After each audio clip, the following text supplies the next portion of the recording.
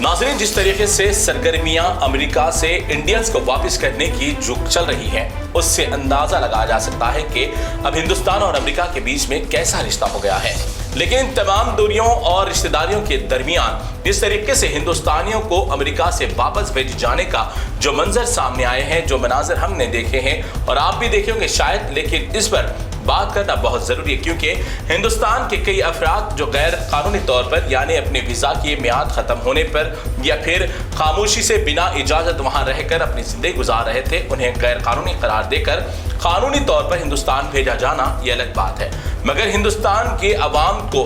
दहशतगर्दों की तरह, चोर डाकुओं की तरह, एक बड़े मुजरिमों की तरह उनके पैर में बेड़ियां, हाथों में हथकड़ियां डालकर एक फौजी तैयारे में सिर्फ जिस्म के ऊपर पहने हुए लिबास के साथ उन्हें अपने मुल्क हिंदुस्तान को भेज देना ये बड़े शर्म की बात है। इस तरीके से हिंदुस्तानियों का मजाक उड़ाया गया, इस तरीके से हिंदुस्तानियों की बेइज्जती की गई, इस तरीके से अमेरिका के सदर डोनाल्ड ट्रंप हिंदुस्तान से किस बात का बदला लेना चाहते थे पता नहीं, लेकिन हिंदुस्तानियों के साथ इस तरीके का रवैया ये उनके साथ इख्तियार करना एक बहुत ही बड़ा मजाक और बेइज्जती का मामला समझा जा रहा है। 205 अफराद पर मुश्तमिल फौजी तैयारे में जिस हिंदुस्तानियों को पंजाब अमृतसर भेजा गया, उन तमाम हिंदुस्तानियों ने कहा कि हमें सिर्फ अपने जिस्म के जोड़े यानी लिबास के साथ भेजा गया। उनकी बनाई हुई रकम, उनके पास जो भी कपड़े साजो सामान मौजूद थे वो भी उन्हें लेने का मौका नहीं दिया गया। बहुत सारे लोगों के बैंक बैलेंस भी चेक किए गए, जिसके पास रकम मौजूद थी वो रकमें भी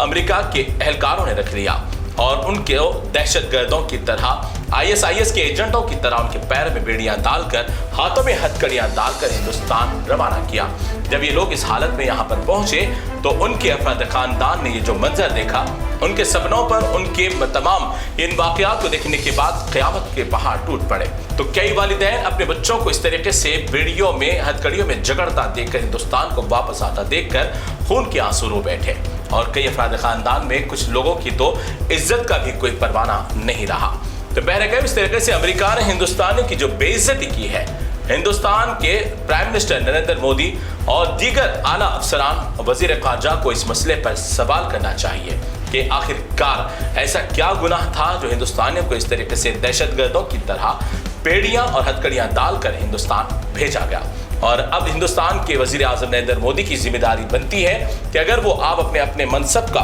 सही तरीके से फ़ायदा उठाना चाहते हैं, उसकी इज्जत रखना चाहते हैं, तो की गई हिंदुस्तानियों के साथ की बेइज्जती का सवाल अमेरिका के सदर डोनाल्ड ट्रंप के साथ जब मुलाकात होगी तो ज़रूर करना चाहिए और हिंदुस्तानियों को इंतज़ार रहेगा कि आप हिंदुस्तानियों की जाने वाली बेइज्जती का सवाल करेंगे या नहीं।